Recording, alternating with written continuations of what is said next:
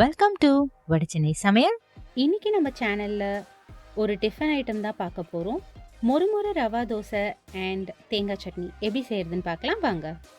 வீடியோக்குள்ளே போகிறதுக்கு முன்னாடி நம்ம சேனலை சப்ஸ்கிரைப் பண்ணாதவங்க இருந்தால் சப்ஸ்கிரைப் பண்ணுங்கள். நம்ம சேனலில் போடுற வீடியோஸை உடனே பார்க்கணும்னு நினைக்கிறவங்க மறக்காமல் பெல் ஐக்கனை ப்ரெஸ் பண்ணுங்கள். ரவா தோசை செய்ய தேவையான இன்க்ரீடியன்ட்ஸ்: ரவை 1.25 கப், அரிசி மாவு 1 கப், கோதுமை மாவு 3/4 கப், உப்பு தேவையான அளவிற்கு, 2 மீடியம் சைஸ் வெங்காயம்,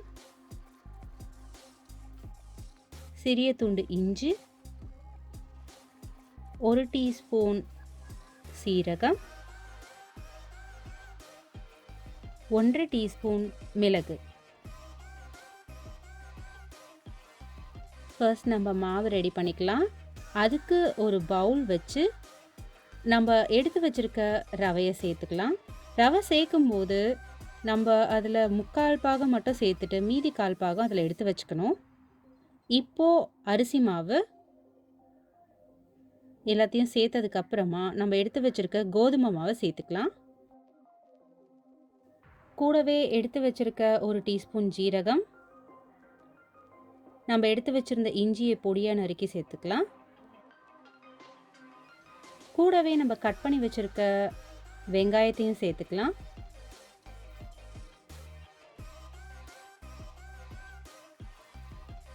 அப்புறம் தேவையான அளவு உப்பு.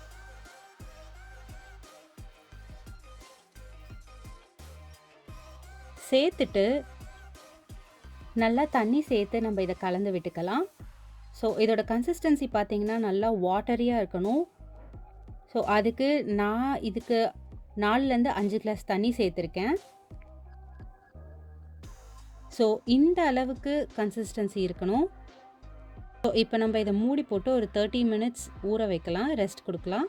ஸோ அதுக்குள்ளே நம்ம தேங்காய் சட்னி எப்படி செய்கிறதுன்னு பார்த்துடலாம். அதுக்கு 4 துண்டு அளவு தேங்காய், 2 டேபிள் ஸ்பூன் உடைச்சக்கல்ல, ஒரு சின்ன துண்டு அளவுக்கு இஞ்சி, 2 பச்சை மிளகாய், தேவையான உப்பு எடுத்துக்கலாம். இப்போது நம்ம எடுத்து வச்சுருக்க தேங்காவை பொடியாக கட் பண்ணி ஒரு மிக்சர் ஜாரில் ஆட் பண்ணிக்கலாம்.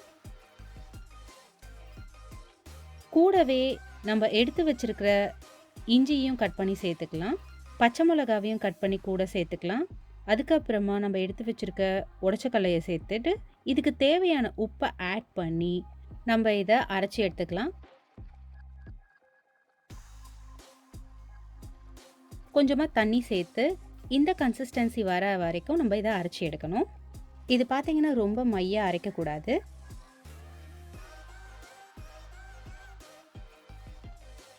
ஸோ இப்போ நம்ம அரைச்சி எடுத்த சட்னியை தாளிக்கலாம். அதுக்கு ஒரு சின்ன பாத்திரம் வச்சு அதில் நம்ம 1 டீஸ்பூன் அளவுக்கு எண்ணெய் சேர்த்துக்கலாம்.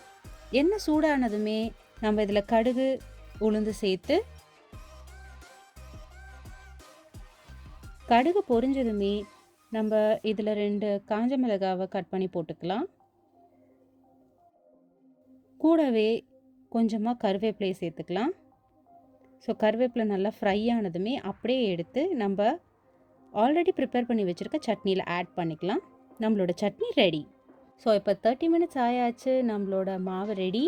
ஸோ அதை ஓப்பன் பண்ணி நல்லா ஒரு தடவை கலந்து விட்டதுக்கப்புறமா நம்ம எடுத்து வச்சுருக்க மிளகை இடித்து இதில் சேர்த்துக்கலாம். சேர்த்து கலந்து விட்டதுக்கப்புறமா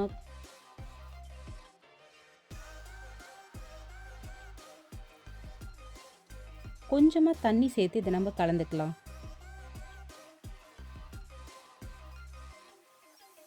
இந்த கன்சிஸ்டன்சி வர்றதுக்காக கலந்து விட்டதுக்கப்புறமா நம்ம எடுத்து வச்சுருக்க பேலன்ஸ் ரவையை இதில் சேர்த்து நல்லா கலந்து விடலாம். தோசை நல்லா மொறுமொறுன்னு கிறிஸ்பியாக வர்றதுக்காக பேலன்ஸ் ரவையை நம்ம இப்போ சேர்க்குறோம். ஸோ இப்போது ஒரு தோசைக்கல்லை அடுப்பில் வச்சு கல் சூடானதுமே மாவை இந்த மாதிரி ஸ்ப்ரெட் பண்ணுற மாதிரி நம்ம கல்லில் ஊற்றணும். ஸோ இந்த மாதிரி ஊற்றணும். இப்போ நம்ம கொஞ்சமாக எண்ணெயை சேர்த்துக்கலாம். ஸோ மீடியம் ஃப்ளேமில் வச்சு இது நல்லா ஃப்ரையாக மொறுமொறுன்னு ஆகிற வரைக்கும் நம்ம இதை வேக வச்சு எடுக்கணும். ஸோ இங்கே பாருங்கள், சுற்றிலும் நல்லா கோல்டன் ப்ரௌன் ஆயாச்சு. ஸோ இப்போ நம்ம இதை எடுத்துடலாம்.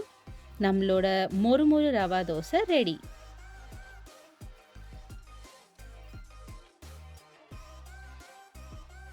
ஸோ இதை நம்ம டேஸ்ட் பண்ணி பார்க்கலாம். ஸோ சென்டர் பார்ட் பார்த்தீங்கன்னா ஒரே சூவியாக இருக்கும். அண்ட் ஓரத்தில் ரொம்பவே கிறிஸ்பியாக இருக்கும். செம யம்மியாக இருக்குது.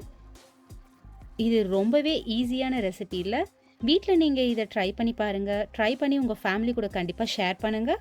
ஷேர் பண்ணிவிட்டு உங்களோட வேல்யூபிள் ஃபீட்பேக்ஸ் ஏதாவது இருந்தால் கீழே கமெண்ட்டில் மறக்காமல் மென்ஷன் பண்ணுங்கள். Thank you and happy cooking with me Rudra.